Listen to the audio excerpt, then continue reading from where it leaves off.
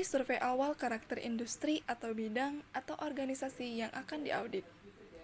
Karakter industri atau bidang atau organisasi sektor publik. Standar pemeriksaan mensyaratkan pemeriksa untuk memperoleh pemahaman mengenai entitas yang diperiksa dan melakukan komunikasi dengan entitas yang diperiksa.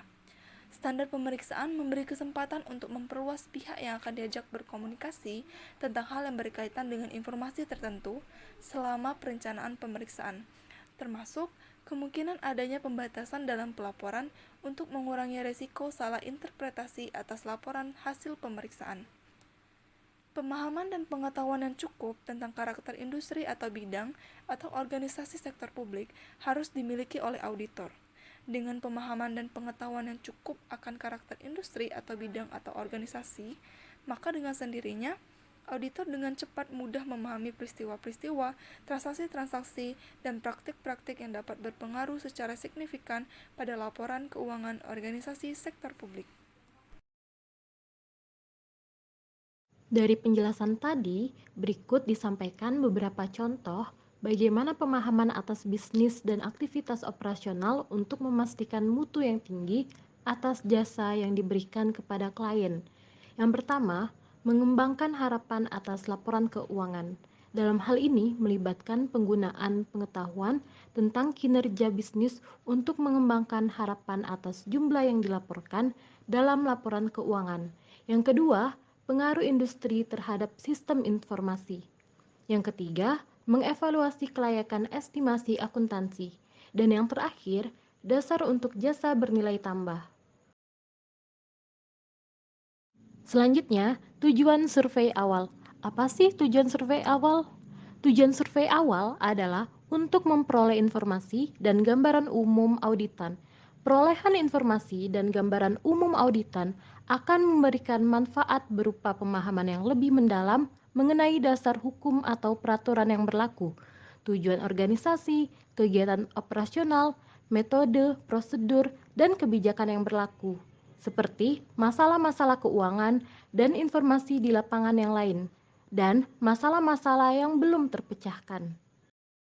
Dari survei awal ini, auditor akan berupaya untuk memperoleh informasi yang akurat tentang lingkungan organisasi yang akan diaudit, terutama berkaitan dengan struktur dan operasi organisasi, lingkungan manajemen organisasi, serta kebijakan standar dan prosedur kerja.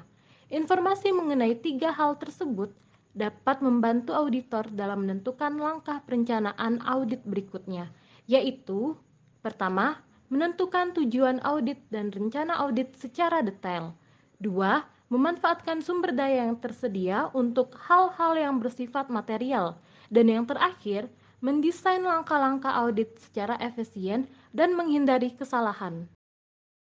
Selanjutnya, objek survei awal. Objek audit sektor publik meliputi keseluruhan organisasi di sektor publik dan atau kegiatan yang dikelola oleh organisasi sektor publik.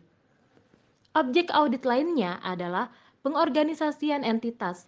Pengorganisasian di sini meliputi 2 aspek, yaitu bagaimana hubungan eksternal dan hubungan internal yang ada dalam organisasi. Pertama, aspek hubungan eksternal. Auditor harus familiar dengan klien-klien organisasi. Lebih dari itu, auditor harus mengetahui perbedaan dan persamaan antara entitas yang menjadi kliennya dengan entitas-entitas lainnya. Auditor juga harus mengetahui aspek-aspek yang menjadi keunikan organisasi. Pemahaman atas aspek hubungan eksternal ini dapat memberikan auditor data-data yang dapat dipertanggungjawabkan yang disajikan dalam laporan keuangan. Yang kedua, aspek hubungan internal suatu organisasi atau biasa disebut dengan struktur organisasi. Struktur organisasi adalah divisi kerja dalam organisasi dan orang-orang yang melakukan pekerjaan dalam divisi kerja tersebut. Kelemahan di dalam struktur organisasi internal dapat menyebabkan terjadinya perekaman akuntansi yang tidak tepat, menyesatkan, dan mungkin menimbulkan kecurangan.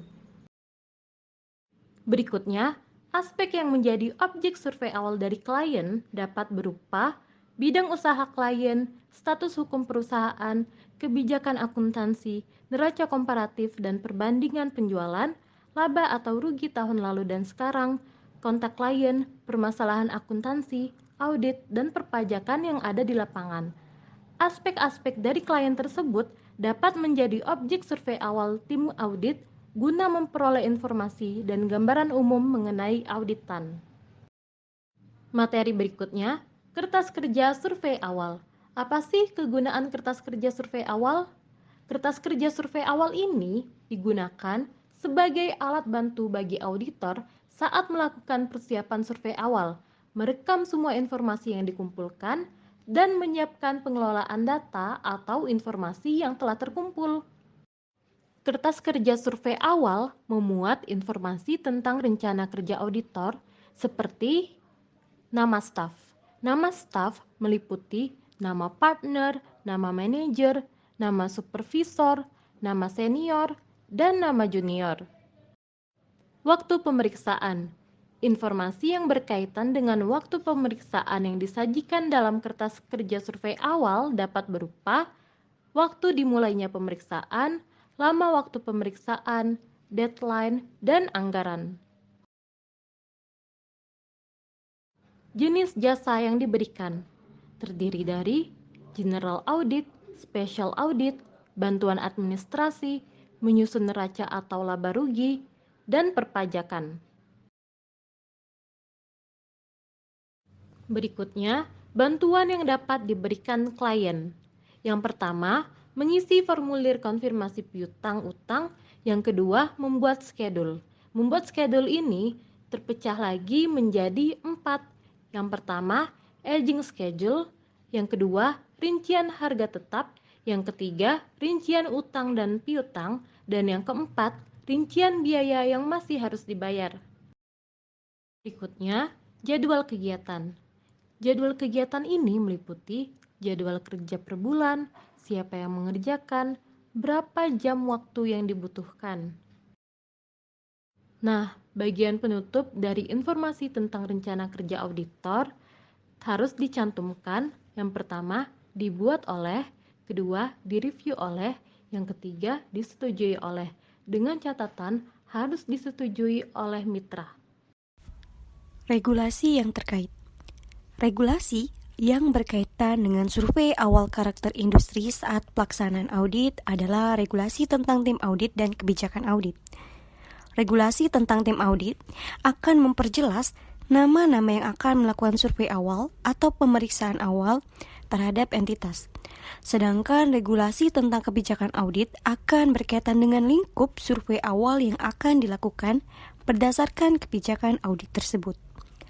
Regulasi mengenai organisasi yang akan diaudit juga perlu menjadi perhatian bagi tim auditor. Regulasi dari organisasi yang akan diaudit dapat digunakan sebagai bahan pertimbangan saat menguji kepatuhan organisasi terhadap regulasi yang berlaku bagi organisasi yang bersangkutan.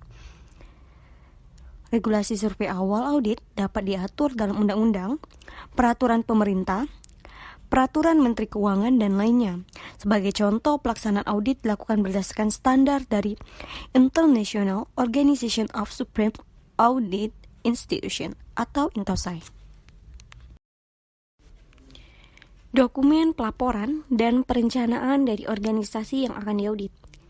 Dokumen pelaporan dan perencanaan dari organisasi yang akan diaudit dapat memberikan banyak informasi dan gambaran bagi tim audit tentang organisasi yang akan diaudit. Dokumennya perlu dikumpulkan agar tim audit dapat memperoleh informasi dan gambaran yang lengkap mengenai kondisi organisasi yang akan diaudit, antara lain yang pertama, laporan keuangan dan kinerja tahun yang akan diaudit dan tahun sebelumnya. Yang kedua, laporan audit tahun lalu. Yang ketiga, kertas kerja audit tahun sebelumnya. Yang keempat, dokumen sistem akuntansi dan kebijakan akuntansinya. Yang kelima, dokumen sumber daya yang tersedia bagi organisasi sektor publik. Yang keenam, dokumen perencanaan organisasi untuk tahun sebelum, saat, dan setelah audit dilakukan. Dan yang terakhir, dokumen publikasi lain yang dikeluarkan organisasi seperti buku teks dan majalah organisasi yang bersangkutan. Laporan industri atau bidang organisasi yang akan diaudit. Laporan industri atau bidang organisasi yang akan diaudit merupakan salah satu sumber informasi penting bagi tim auditor dalam rangka memperoleh gambaran dan pemahaman yang utuh mengenai kondisi organisasi yang sungguhnya. Tim auditor sebisa mungkin memperoleh laporan yang diterbitkan oleh organisasi yang akan diaudit, baik laporan keuangan, kinerja, ataupun bentuk laporan khusus organisasi yang lainnya yang berhubungan dengan tujuan audit. Kompilasi analisis dan interpretasi regulasi, dokumen, dan laporan. Regulasi, dokumen-dokumen organisasi, hasil pengamatan dan laporan-laporan organisasi yang telah dikumpulkan oleh tim audit, kemudian akan dilakukan interpretasi dan analisis. Proses interpretasi dan analisis akan menentukan adanya ketidaksesuaian yang akan dilaporkan atau ditindaklanjuti. Hasil interpretasi dan analisis masing-masing regulasi, dokumen dan laporan selanjutnya dikompilasi atau dihimpun menjadi sebuah kerangka awal untuk melaksanakan proses audit. Kerangka awal inilah yang menjadi dasar untuk melakukan tahapan audit berikutnya. Daftar pertanyaan wawancara. Daftar pertanyaan wawancara dapat dijelaskan sebagai berikut. Yang pertama, pertanyaan terbuka atau open-ended. Pertanyaan terbuka menggambarkan pilihan bagi orang yang diwawancarai untuk menanggapi. Mereka terbuka dan bebas menjawab. Jawaban yang diberikan dapat berupa 2 kata ataupun 2 paragraf. Daftar pertanyaan kedua adalah pertanyaan tertutup atau close-ended. Pertanyaan tertutup membatasi jawaban orang yang diwawancarai. Pertanyaan tertutup seperti dalam soal-soal pilihan ganda dalam ujian. Responden diberi suatu pertanyaan dengan 5 jawaban, namun tidak punya kesempatan menulis tanggapan responden sendiri. Beberapa struktur dalam wawancara. Struktur apa saja sih yang biasa dipakai dalam wawancara? Berikut penjelasannya. Struktur yang pertama yaitu struktur piramida. Dengan menggunakan bentuk ini, pihak yang bertanya mulai menanyakan pertanyaan-pertanyaan mendetail, biasanya berupa pertanyaan tertutup. Struktur yang kedua yaitu struktur corong. Struktur ini memulai wawancara dengan pertanyaan-pertanyaan yang umum dan terbuka, lalu membatasi jawaban dengan mengajukan pertanyaan-pertanyaan yang lebih mendetail dan tertutup. Struktur yang terakhir yaitu struktur berbentuk wajik. Struktur ini harus dimulai dengan suatu cara yang khusus, kemudian menentukan hal-hal yang umum dan akhirnya mengarah pada kesimpulan yang sangat spesifik. Sistem pelaksanaan survei awal karakter industri atau bidang atau organisasi sektor publik. Survei pendahuluan merupakan kegiatan untuk mendapatkan informasi tanpa melakukan verifikasi secara rinci mengenai bagian atau fungsi yang akan diaudit.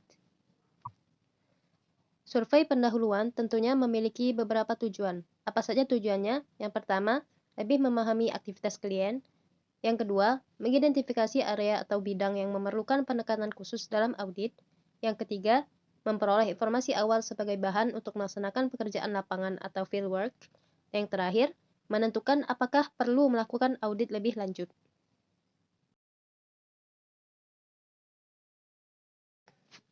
Untuk melaksanakan kegiatan survei pendahuluan, ada beberapa langkah atau kegiatan pokok yang harus dijalankan. Langkah atau kegiatan pokok apa saja itu? Berikut penjelasannya. Langkah pertama yaitu penyelidikan awal. Yang kedua, pertemuan terbuka dengan manajemen klien. Yang ketiga, penelaahan atas dokumen yang ada pada klien. Yang keempat, observasi. Observasi pada survei pendahuluan terdiri atas pengamatan lapangan dan review atas kegiatan tertentu. Yang kelima, penyiapan bagan arus. Yang keenam, review analitis. Dan yang ketujuh atau yang terakhir adalah pembuatan laporan atau risalah survei.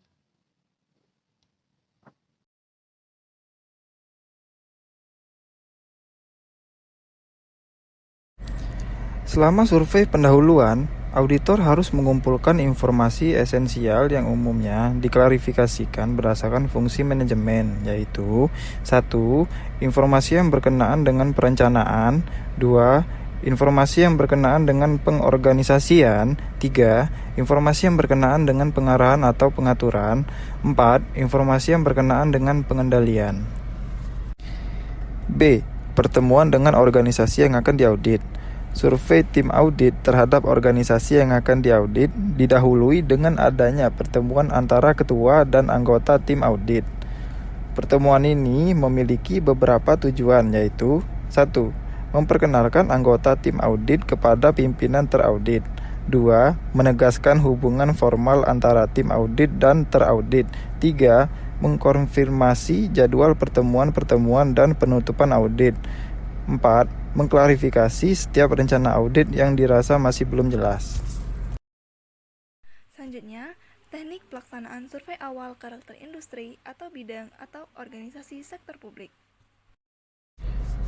C. Pelaksanaan survei. Tim audit berusaha mengumpulkan semua informasi yang diperlukan oleh tim audit. Kegiatan yang dilakukan pada tahapan survei yang meliputi mengumpulkan informasi yang relevan dengan tujuan survei, identifikasi potensi, kelemahan, dan membuat kesimpulan. Jika ditemukan adanya ketidaksesuaian, maka tindak lanjut dapat dilakukan oleh tim audit. Dan langkah terakhir yaitu membuat kesimpulan hasil survei pendahuluan. Selanjutnya, teknik pelaksanaan survei awal karakter industri atau bidang atau organisasi sektor publik. Teknik pelaksanaan survei awal karakter industri atau bidang atau organisasi sektor publik ini ada dua, yaitu wawancara dan kuesioner. Wawancara. Wawancara merupakan teknik pengumpulan data yang dilakukan dengan menggunakan pertanyaan secara lisan kepada objek audit. Wawancara ada dua macam. Pertama, wawancara tatap muka, yaitu komunikasi langsung di mana auditor ada dalam situasi bertatap muka dan melakukan proses tanya jawab secara langsung dengan responden atau pihak terkait pada organisasi yang diaudit. Kedua, wawancara melalui telepon merupakan metode pengumpulan data di mana pertanyaan auditor dan jawaban responden disampaikan melalui telepon. Kuesioner. Kuesioner merupakan pengumpulan data primer di mana pertanyaan auditor dan jawaban responden disampaikan melalui tulisan. Teknik ini memberikan tanggung jawab kepada responden untuk membaca dan menjawab pertanyaan.